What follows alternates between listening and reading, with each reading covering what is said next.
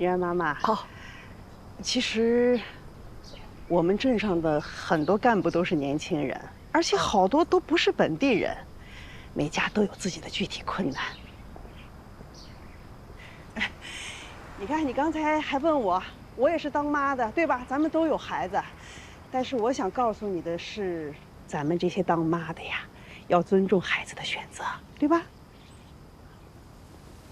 哟，回来啦！我们刚忙完，书记去沟里了。今天县环保来督查。好，依然，工作要干好，妈妈也要照顾好啊。妈，不是你来这干嘛呀你？回去！阿姨，回去！这个没有。妈，阿姨，我没事儿。依然，走，没吃饭的对不对？来，我们食堂尝尝。我不吃，我们食堂饭可好吃了。我今天呀，给你安排个小灶。我这真的不吃，尝尝我们食堂的伙食。真的不吃啊！依然妈妈，孩子大了，咱们该放手的就得放手。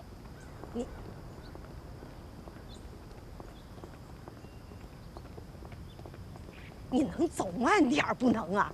你慢点，你别走。哎，我工作上事儿你能不能不要管？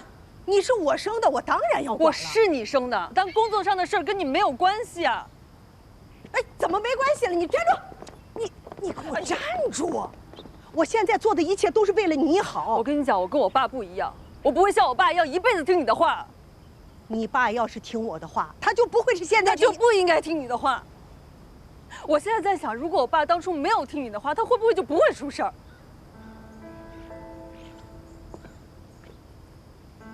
你这什么话呀？你不知道什么叫人各有命吗？是人各有命。妈，从现在开始，不管你满意不满意，我的命我自己管，跟你没有关系。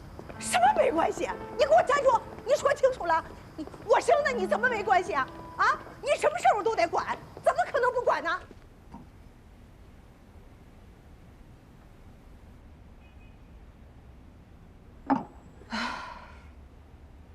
我把我最喜欢的工作放弃了，我拼命工作，拼命赚钱，就是为了给我妈看病。我觉得我把我最好的东西都给她了，至少我尽力了。她好像怎么都不满意。我不知道我这么说对不对，但是你说我爸当时要是没那么拼命的赚钱，当时不是为了多赚点钱让我妈满意，没那么没白天没黑夜的开车，他是不是就不会出车祸了？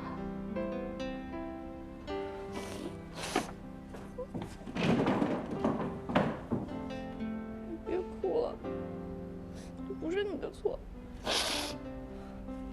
这样，你现在不健康，有什么事儿你跟我说，我去帮你解决，好不好？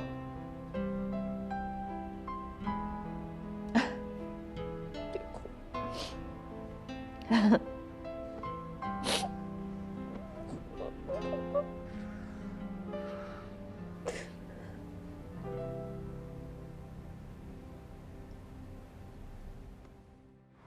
一张薄薄的宣纸，历经上百道工序啊，承载着千年的文化底蕴。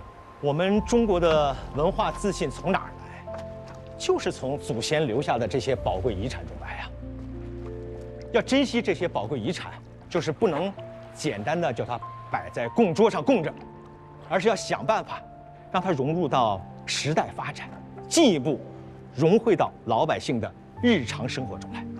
今天啊，各位领导都在，我呢提3点要求：做产业要有挥毫泼墨的胆识，要大胆推动文旅深度融合发展，积极开展研学游、非遗游等活动，推出更多的文创产品和业态，让传统文化在新时代展现新魅力，绽放新光彩。搞创新呢，要有揭表修复的耐心，咬定青山不放松，立根原在破岩中。研发新宣纸、新工艺、新文创，要下足绣花的功夫啊！铆定了正确的方向，就要有久久为功的思想准备，一直干下去，干到底。第3点，谋发展要有装裱立轴的全局观，文房四宝不分家，不能就宣纸谈宣纸，而是要打通纸墨笔砚的全产业链，与宣笔、徽墨、设砚形成互联互通、共谋发展、相互成就的全局发展观。省委非常关心宣纸文化保护和产业发展，上级希望我们积极作为。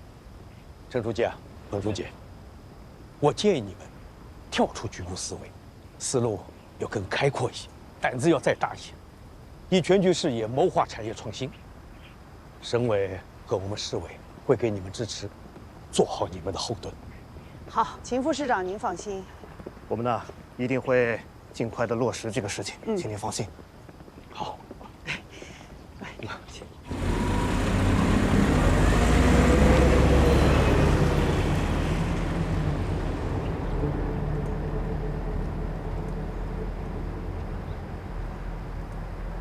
我觉得领导们说的对啊！你看这2年我们在宣纸产业工作方面确实保守了，产业发展有变化是正常的经济规律啊。但是我们不能消极的等待，我们应该积极的有所作为，对吧？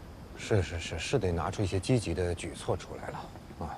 哎，前2年我们办的这个宣纸文化节不是很好吗？可以接着办呀。要知道这个文化搭台，经济唱戏呀。关键问题啊，就是现在台好大，戏难唱。以前我们搞过宣纸文化节，为什么不搞了？场面轰轰烈烈，实际效果有限呀。这2年我们好不容易开拓出了万年红对联和宣纸壁纸市场，产业上也见了些起色，大家的想法都是守住家业，稳步发展。没意义的事情，大家都不想搞。怎么没有意义？没有意义，说明我们没搞好。没搞好，我们就要总结经验。廖主任，现在是什么时代了？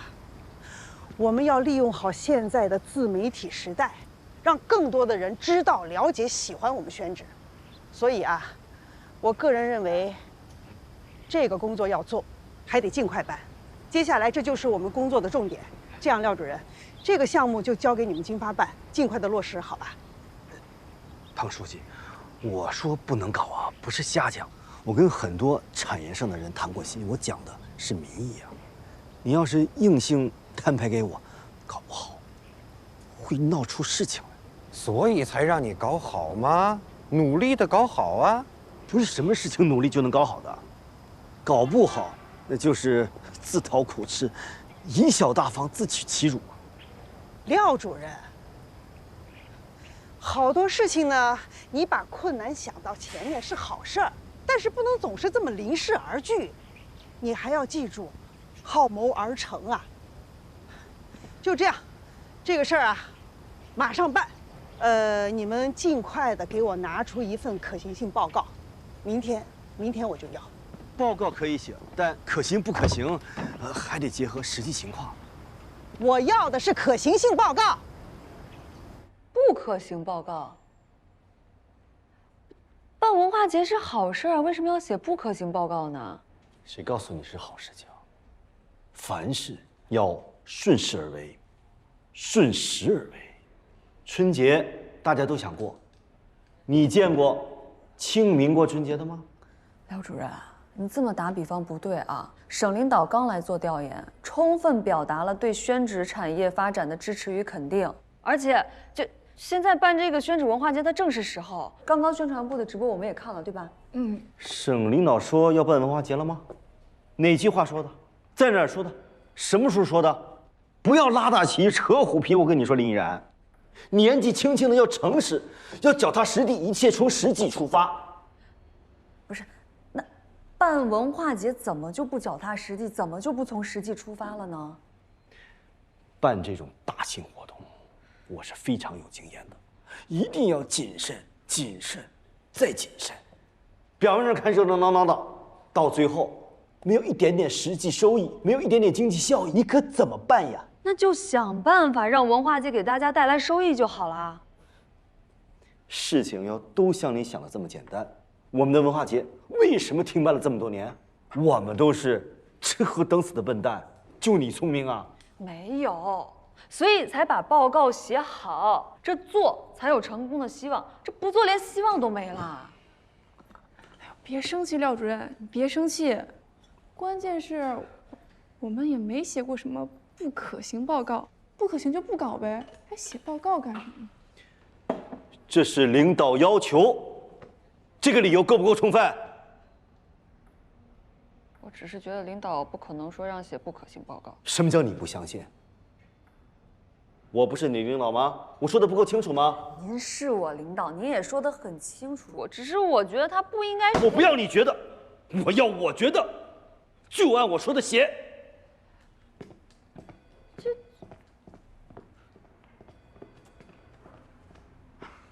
他讲理吗他？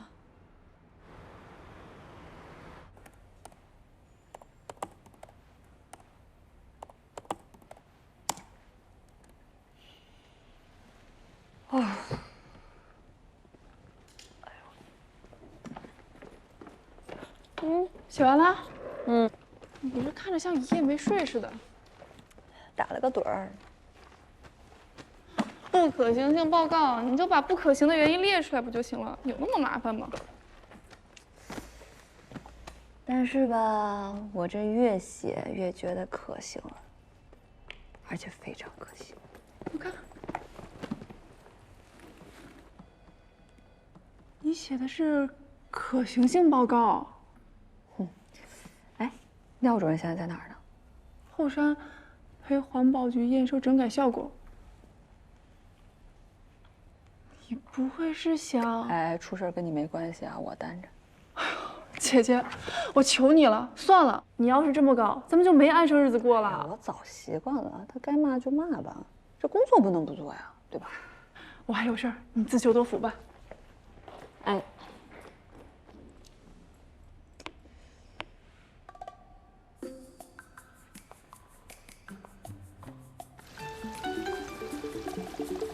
喂，哎，主任，那个报告发您了。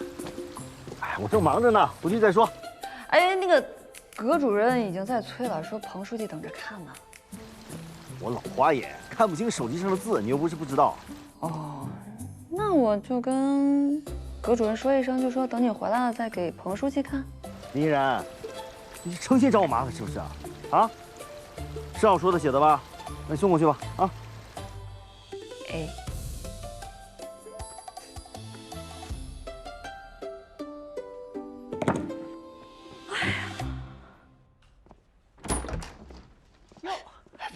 廖主任来了，来，我们给廖主任鼓掌。哎呀，你看看啊，我们的老同志就是老同志啊，有格局。这个个人成见归个人成见，一旦落实到工作上，就全力以赴。廖主任，这种精神就很好啊，值得表扬。这一点呢，我也是深有感触啊。廖主任无论是做人还是做事，那都是有很多优点的，也值得我们大家努力去学习。这个话不论对错，他是一定要讲的啊，讲出来大家一块讨论嘛。就算这个话有点什么问题，那也不要紧，因为毕竟到最后落实的时候，一定是要朝着正确的方向去努力做的，是吧？没错，是的，说的。行，那我们就进入正题啊。好。今天这个把廖主任和林依然请来参会呢，是想请他们一起参与一下我们下一步具体怎么执行落地。首先，我觉得他们把这个宣纸文化节改成了文房四宝节，这个创意非常好啊。我还专门汇报了我们县委的陈书记，和宣传部的部长，他们又汇报了上级领导。现在所有的领导对我们这个创意都表示肯定和支持。秦副市长指示，这个呢就由我们宣纸之乡桃花镇来主办，县上给予我们充分的支持和保障。这个安保接待消防是吧？所有的一切全力以赴，为我们的文房四宝节保驾护航。行了，书记，文房四宝节这是怎么回事啊？我觉得宣纸文化节可行，文房四宝节就更……胆大妄为！廖主任，请注意你的言行。你现在列席的是党委扩大会议。不好意思，彭书记啊，你听我讲啊，我已经明确表过态，反对办宣纸文化节。文房四宝节那就更离谱了呀！这是我们一个小小的桃花镇能办得了的吗？简直开玩笑！廖主任，我再提醒你一句，我们党委班子已经讨论通过了，我们现在讨论的是如何的执行落地。我拒绝执行。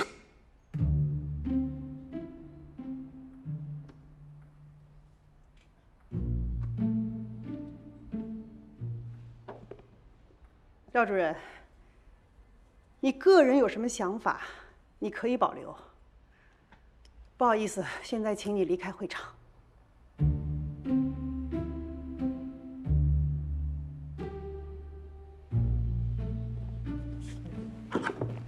哎，廖主任，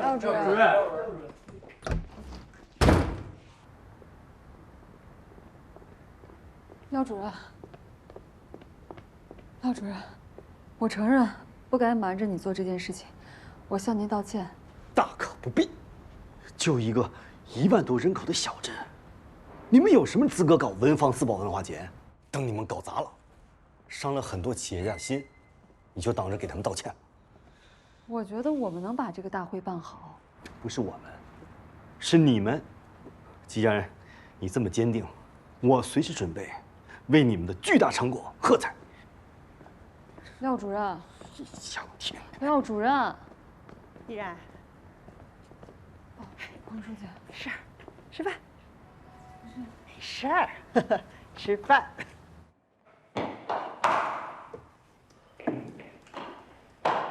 廖主任不在。他刚刚接了个电话出去了。哎呦，告诉你个好消息，你现在是咱们经发办的代主任了。刚开完党委会，这2天就正式任命了。我啊，他们还给廖主任安排了个新职位，哦，叫文旅代言人。他们说给你腾位置呢。廖主任，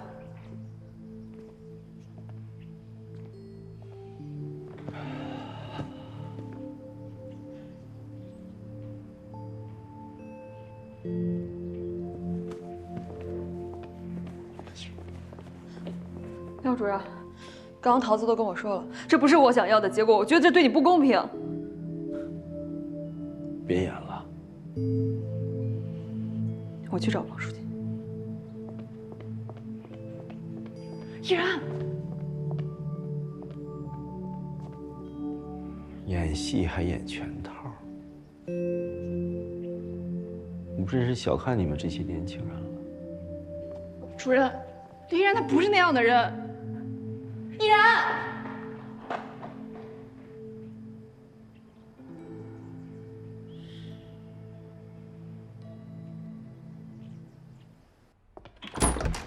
彭书记，我觉得这样不公平，对廖主任不公平。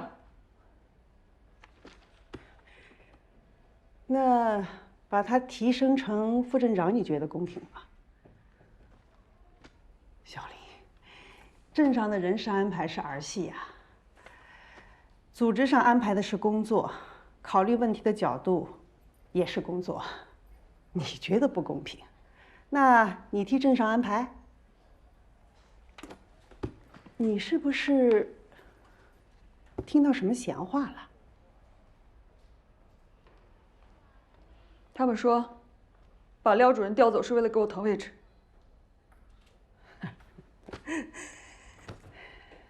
给你腾位置怎么了啊？给你腾位置，是为了让你把文房四宝节办好，是为了让你把经发办的工作干好。要是你干不好，一样让你给人腾位置。组织上的安排没有问题，但针对于我个人情感，我不接受。个人情感我完全可以理解。当然了，如果是你不服从组织安排，写份报告，我马上可以停止调动程序。不过廖主任的去留，不是你该关心的问题。我告诉你，林依然，就凭你今天在我办公室对我说这些话，廖主任对你们的教育就有问题，他就是失职。行了，回去吧，好好反省一下你的问题。我还有事儿。不用了。回来，去，把廖主任给我叫来。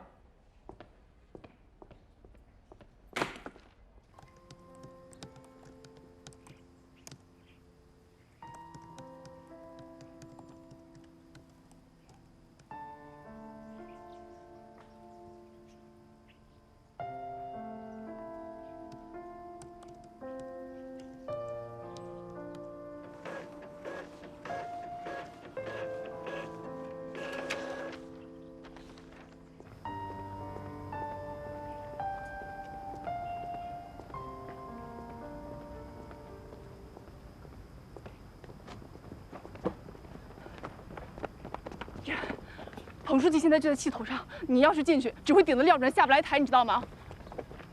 林依然，你听我说，你这样不会解决问题，你只会激化矛盾，你知道吗？我把这2个小姑娘交给你，你是怎么带的？啊？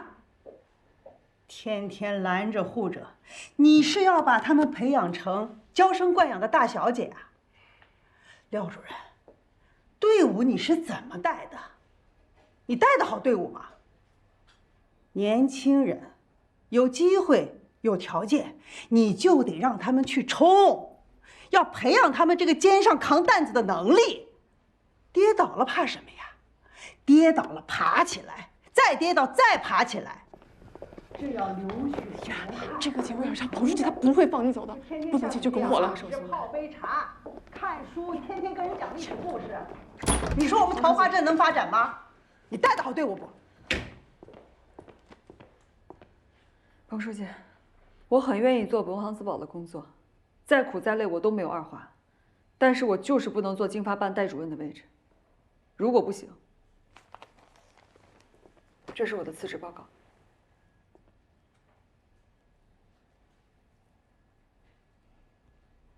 你们都站这儿干什么？手头工作都忙完了。主任，还不去快工作？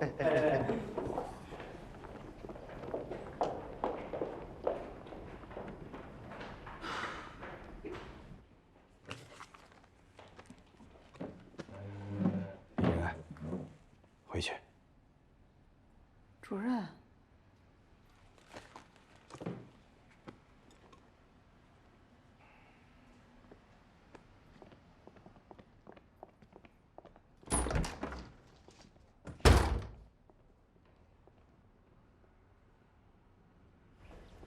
主任，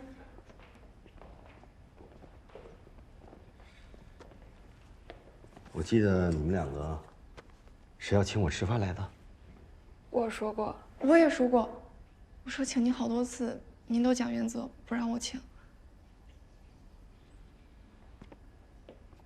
那我今天就破个例，咱们就路边摊。主任，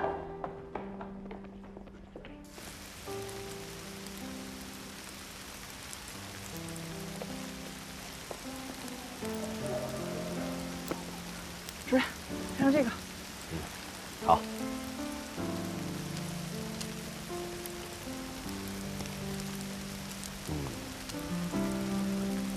还挺香。这家串烤的可好了，我1/4的工资都给他们家了。哎呀，多久没有吃串了？上次吃，肯定是在结婚之前。你们不喜欢吃啊？我最喜欢吃的就是烧烤了。可是啊，我的老婆、我的孩子不喜欢吃，我就没再吃了。在单位啊，我也从来不吃鸡。我总觉得吃人家嘴短，再有什么事儿就拉不下脸说话。你们也吃啊？吃。您自己喝呀，我们敬您。我祝您身体健康，永远快乐。廖老师，我不太会说话，但是我真的想谢谢您，谢谢您一直像父亲一样护着我。我就喜欢你叫我廖老师。说实话，我当老师啊，比当干部干得好。林然，我祝愿你在经发办戴主任的岗位上不辱使命，干出好成绩，为我们桃花镇的百姓造福。廖主任，我不知道我不要说了，彭书记是对的，你有能力，想干事儿，就应该给你更大的空间，让你更有做。在我的眼里啊，你们两个就像我的女儿一样，我不想让你们犯我犯的错，不想让你们像我一样难受。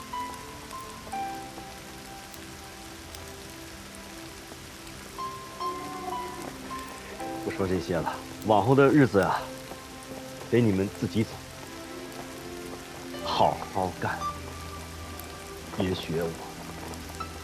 主任，您别这么说，我觉得你是咱们全桃花镇最有学问的人。对，桃子说的没错，您是桃花镇宣纸理论家唯一一个人。你们不要哄我了，我有几斤几两，我自己心里最清楚啊。真的要把重担压在我的身上，我干不出个样子来。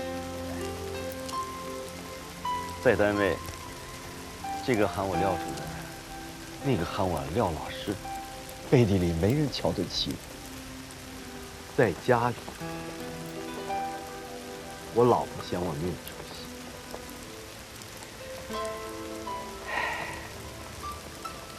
我就是这个命，就这点本事。人到了这个岁数啊，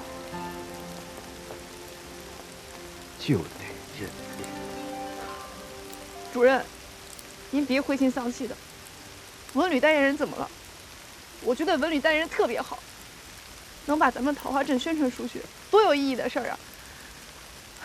以后咱们三个就是一个战壕的战友了，咱们一起携手共进，创造新的辉煌。没错，我们不认命，无论我们在哪儿工作，都要把工作干得漂亮，赢得所有人的尊重。这个话我爱听。做好咱们自己的工作，为桃花镇的未来干杯！干杯！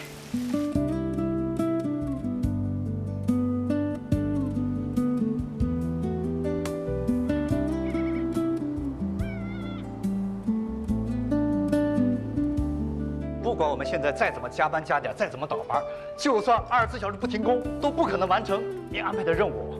现在直播间的订单量它就是大。这样吧，你把数据统计给我，能做出来多少？我协调集团其他工厂来参与文创生产。啊，好，我也是这个意思。我马上统计好数据报给你。这个呢是我们金陵12钗系列的第12款，也是我们的最终款。哭哭，哭哭啊，是12个姐妹当中最懒惰的。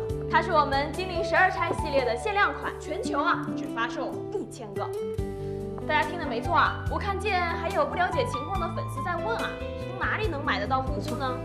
那么我再说一遍啊，在哪里都是买不到的，还有很多已经买到限量款的家人们，都是靠市价是99元。今天在咱们直播间有打包福利，10只盲盒的打包价是799元，799元，这是我们直播间的返场福利啊！错过这个时间啊，我们就全部的恢复原价了。听好了啊，我们的我刚从财务那边过来，告诉你一个好消息。别卖关子了，说吧。咱们现在的销售额已经覆盖了所有成本，已经开始盈利了。准备好了没有？来，准备。优秀。3、2、1，上链接。来，小星，你也举起来。说两句正经的啊，真的非常非常感谢二位，由心底的认为两位是我的恩人。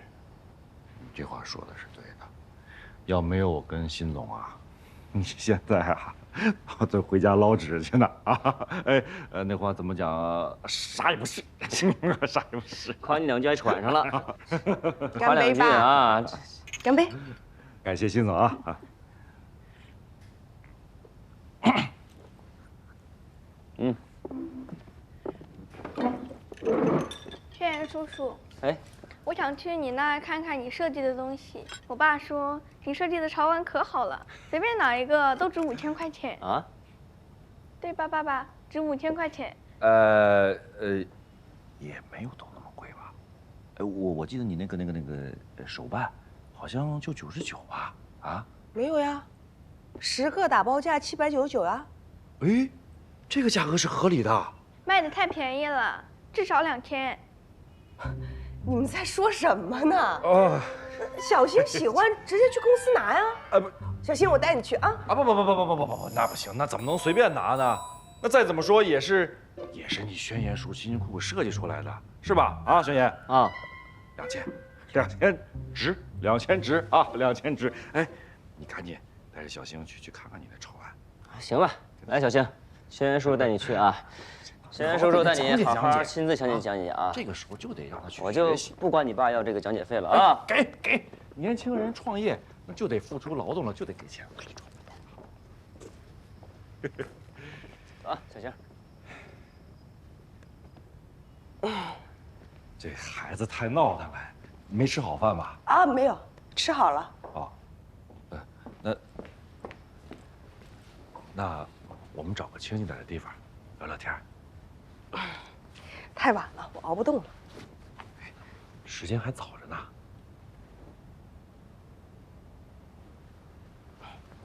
那远吗？不远，就在那边，就聊聊天。好吧。上回跟小星聊天，他说他长大了想当一只非洲大昆虫。现在这个孩子呀，这个思维跳跃的太快，今天说当什么大昆虫，明天就又变了。想一个这出，你别往心里去啊。挺可爱的。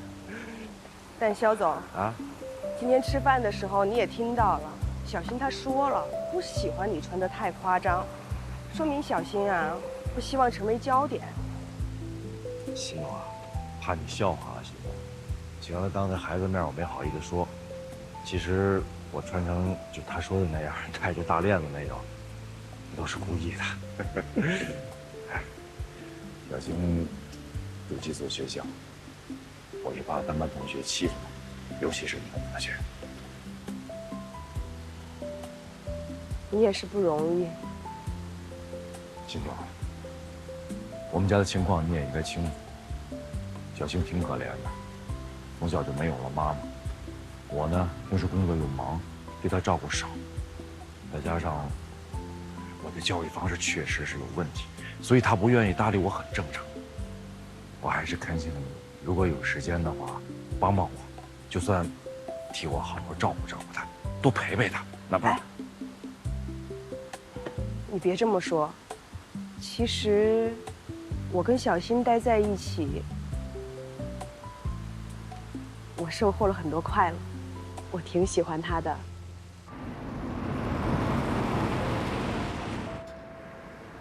雨晴，刚才宣言提起来注册专利的事情，你抓紧时间帮他处理。咱们公司注册专利都是发到集团总部去搞的，那边更方便。行，那就尽快发过去，这些事情就不要再让他分心了。好。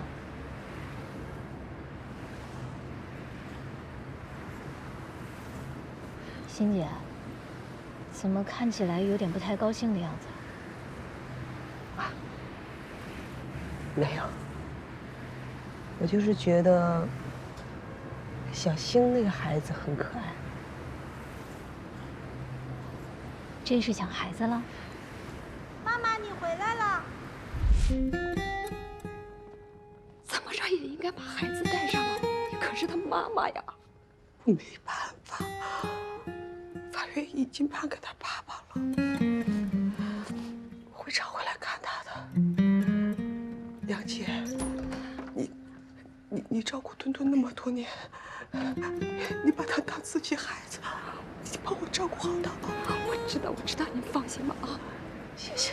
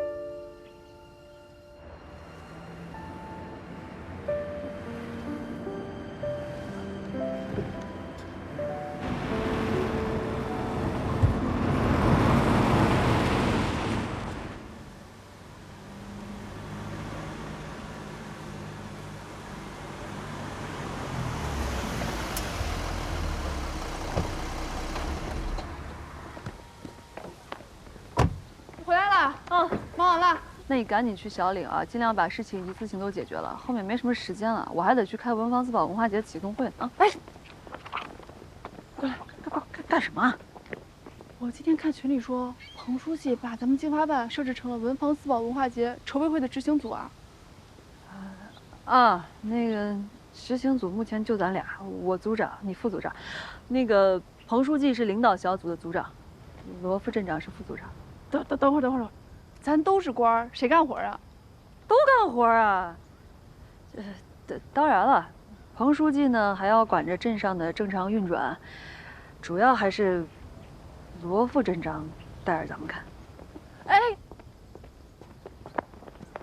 今天呢，我们在座的诸位同志都必须非常清醒地认识到，我们完成这项任务，不仅仅关乎着我们整个桃花镇宣纸产业的下一步发展，更关乎着我们整个桃花镇今后的长远发展，来不了半点懈怠，容不得丝毫马虎。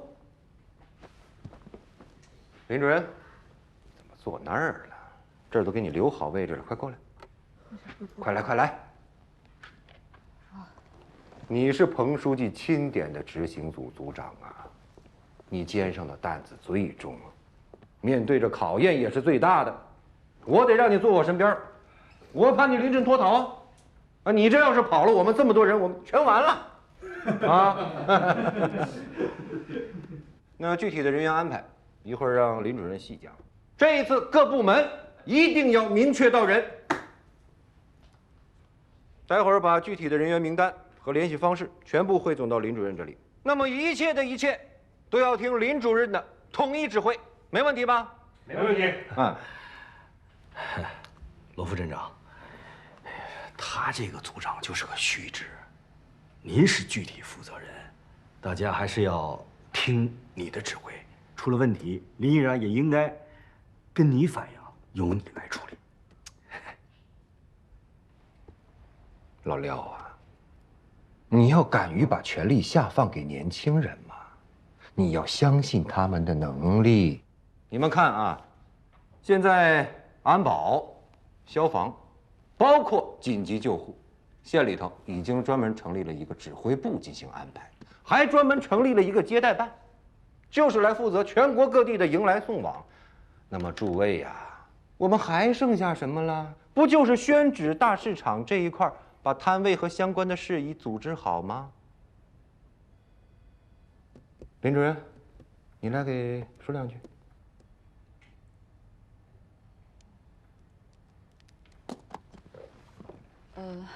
我只希望大家能够齐心协力，把这次的文房四宝文化节给办好，推动咱们桃花镇宣纸产业的发展。之前廖主任呢一直都是反对文房四宝文化节的，我特别理解他的担忧，因为之前宣纸文化节都是雷声大雨点小，对于咱们业内而言就算是自娱自乐。如果这次跟之前一样的话，我认为就是失败，无论是对内还是对外。所以在这次的报告中，我强调了2个字：破圈，扩大我们的圈层。 从业内到业外，从文房四宝的制造者、销售者、使用者，到年轻人中的各种圈层，吸引各圈层的流量。所以这届文房四宝文化节将首次开放性融合科技互联网和数字服务等多个新业态，相应配套打造多个应用场景。这次的口号是：桃花镇文房四宝文化节，新文化人的共同节日。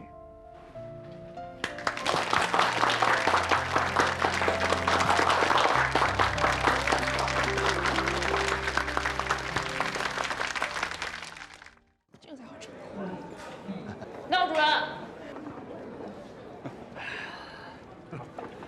你们慢慢吃，我吃完了啊。我这个文旅代言人啊，在桃花镇呀，也是前无人啊。我到现在都不知道自己是干嘛的。那您就理解错了，很多地方都有文旅代言人，特别是这个文旅做得好的地方，这个文旅代言人呐，就相当于明星。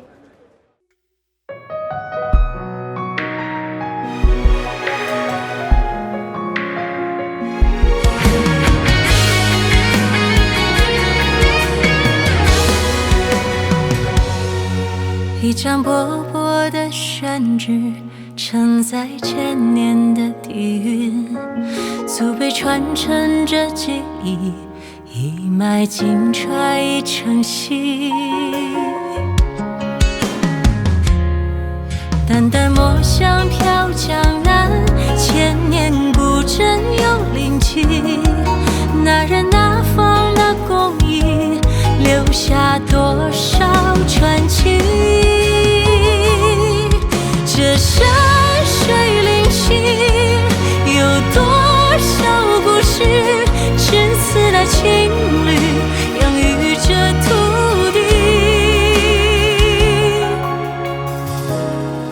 地，养育着土地。